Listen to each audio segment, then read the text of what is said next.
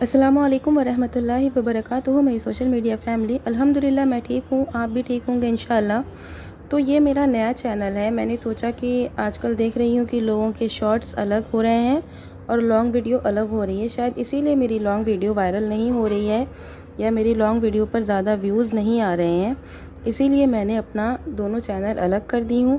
اس پر میرے long video رہیں گے اور شارٹس ویڈیو کے جو کہ پرانا چینل ہے جس کو آپ لوگوں نے بہت پیار دیا اور الحمدللہ 11,000 سبسکرائبر ہیں اس پر بھی انشاءاللہ بہت جلدی ہو جائیں گے۔ امید کرتی ہوں کہ جلدی میرا چینل مونیٹائز بھی ہوگا آپ لوگوں کے پیار کی وجہ سے۔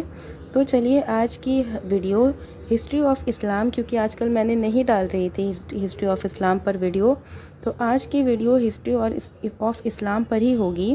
آج میں ہجرت کے اوپر مدینہ اور انصار کے بارے میں چند باتیں آپ کو اپنی ویڈیو میں بتاؤں گی اور امید کرتی ہوں کہ آپ کو ویڈیو پسند آئے گی۔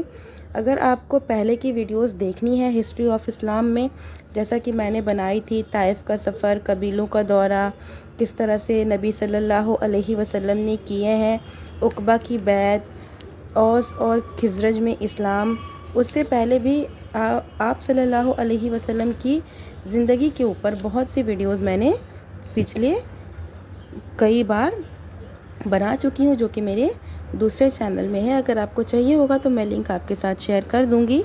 تو چلیے بنا تاخیر کے ویڈیو شروع کرتی ہوں۔ اگر ابھی تک آپ نے میرے چینل کو سبسکرائب نہیں کیا ہے تو پلیز سبسکرائب مائی چینل۔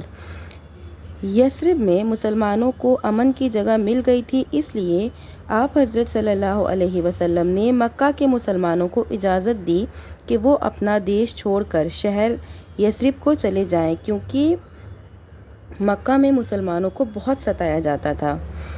مسلمانوں نے آہستہ آہستہ اب یثرب سے ہجرت کرنی شروع کی۔ آخر میں خود آپ صلی اللہ علیہ وسلم نے بھی مکہ کو چھوڑ کر ہجرت کرنی چاہی۔ قریش کے لوگوں کو بھی اس کی خبر مل چکی تھی۔ انہوں نے آپس میں مل کر یہ طے کیا کہ رات کو ہر قبیلے کا ایک آدمی جمع ہو اور سب مل کر ایک ساتھ محمد صلی اللہ علیہ وسلم کو سوتے ہوئے قتل کر دے۔ خدا نے آپ صلی اللہ علیہ وسلم کو اس مشورے کی خبر دی۔ مکے والوں کو حضرت صلی اللہ علیہ وسلم کے مذہب سے سخت مخالفت تھی، مگر پھر بھی سب کو آپ صلی اللہ علیہ وسلم کی دیانت اور امانت پر بڑا بھروسہ بھی تھا۔ چنانچہ بہت سے لوگوں کی امانتیں آپ صلی اللہ علیہ وسلم کے پاس تھیں۔ آپ صلی اللہ علیہ وسلم نے یہ امانتیں حضرت علی مرتضیٰ رضی اللہ عنہ کے سپرد کر دی اور فرمایا، آج رات تم میرے بستر پر آرام کرنا اور صبح لوگوں کو ان کی یہ امانتیں دے کر تم بھی چلے آنا۔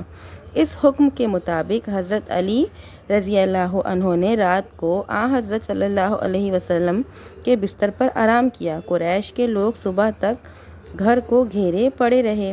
صبح سویرے یہ دیکھ کر حیران ہو گئے کہ محمد صلی اللہ علیہ وسلم کے بستر پر محمد صلی اللہ علیہ وسلم کے بجائے علی رضی اللہ عنہ، علی بن طالب رضی اللہ عنہ ہیں۔ تو آپ صلی اللہ علیہ وسلم اور حضرت ابو بکر رضی اللہ عنہ میں ہجرت کا مشورہ پہلے ہی ہو چکا تھا۔ دونوں اپنے گھروں سے نکل کر مکہ کے پاس ہی سور نام ایک پہاڑ کے غار میں جا کر چھپ گئے۔ صبح کو کافروں نے آپ صلی اللہ علیہ وسلم کی کھوج شروع کی اور ڈھونڈتے ہوئے اس غار کے منہ تک آ گئے۔ حضرت ابو بکر رضی اللہ عنہ گھبرا کر بولے، یا رسول اللہ صلی اللہ علیہ وسلم، دشمن اتنے قریب آ گئے ہیں کہ اگر وہ اپنے پاؤں کی طرف دیکھیں تو ہم کو دیکھ لیں گے۔ لیکن حضور صلی اللہ علیہ وسلم کے اطمینان کا وہی حال تھا۔ فرمایا، گھبراؤ نہیں، خدا ہمارے ساتھ ہے۔ آپ صلی اللہ علیہ وسلم اور حضرت ابو بکر رضی اللہ عنہ 3 دن اسی غار میں رہے۔ حضرت ابو بکر کے بیٹے عبداللہ رات کو آ کر مکے والوں کے حالات اور مشوروں کی خبر دیا کرتے تھے۔ کچھ رات گئے حضرت ابو بکر رضی اللہ عنہ کے غلام یہاں بکریاں لے کر آتے تھے جو کہ آپ صلی اللہ علیہ وسلم اور حضرت ابو بکر رضی اللہ عنہ ان کا دودھ پی لیتے تھے۔ وہ غلام بکریاں چرانے کے بہانے وہاں آتے تھے اور اسی بہانے وہ ان لوگوں بکریوں کا دودھ پی کر طاقت رکھتے تھے، کیونکہ کھانے پینے کی وہاں بہت دشواری تھی۔ چوتھے دن آپ صلی اللہ علیہ وسلم اور حضرت ابو بکر رضی اللہ عنہ غار سے نکلے۔ ایک رات دن برابر یوں ہی چلتے رہے۔ دوسرے دن دوپہر کو ایک چٹان کے نیچے سائے میں دم لیا۔ ایک چراہا بکریاں چرا رہا تھا۔ ابو بکر رضی اللہ عنہ اس سے دودھ لے کر آپ صلی اللہ علیہ وسلم کے پاس آئے۔ آپ صلی اللہ علیہ وسلم نے دودھ پیا، پھر آگے کو بڑھے۔ قریش نے اشتہار دیا تھا کہ جو محمد صلی اللہ علیہ وسلم یا ابو بکر رضی اللہ عنہ کو گرفتار کر کے لائے گا، اس کو 100 اونٹ انعام میں دیا جائے گا۔ سراقہ بن جوشم نے، جو مکہ کا ایک بہت خوبصورت سپاہی تھا، اور یہ اشتہار سنا تو انعام کے لالچ میں ہتھیار بیچ کر گھوڑوں پر سوار ہو کر نکلا اور ٹھیک اس وقت اس چٹان کے پاس پہنچا جب آپ صلی اللہ علیہ وسلم وہاں سے روانہ ہو رہے تھے۔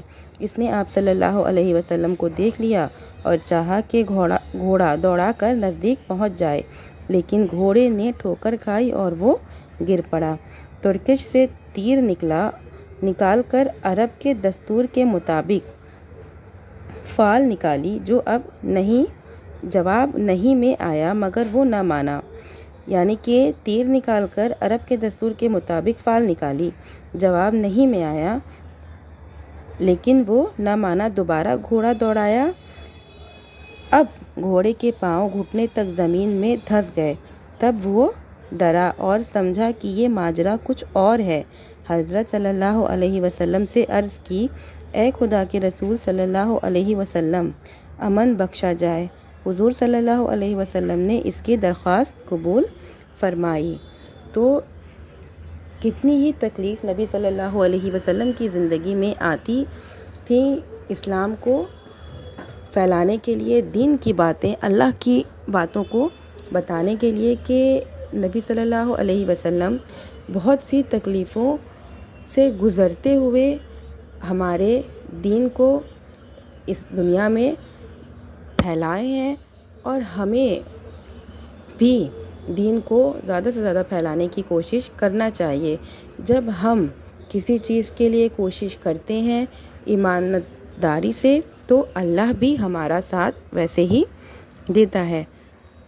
تو آج کی ویڈیو سے یہ چیز ثابت ہوتی ہے کہ اگر آپ کسی چیز کو ایمانداری سے کریں گے تو اللہ تعالیٰ بھی آپ کا ساتھ دے گا۔ بس آپ کا یقین اللہ پر ہونا چاہیے، آپ کا یقین اللہ پر پختہ ہونا چاہیے۔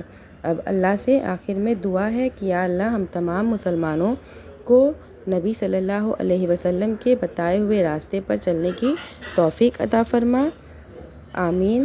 ملتے ہیں نیکسٹ ویڈیو میں۔ اگر آپ کا کوئی سوال ہو یا آپ کو کچھ پوچھنا ہو تو آپ مجھے کمنٹ میں پوچھ سکتے ہیں۔ ویڈیو زیادہ لمبی نہیں کروں گی، اپنی دعاؤں میں مجھے بھی یاد رکھیے۔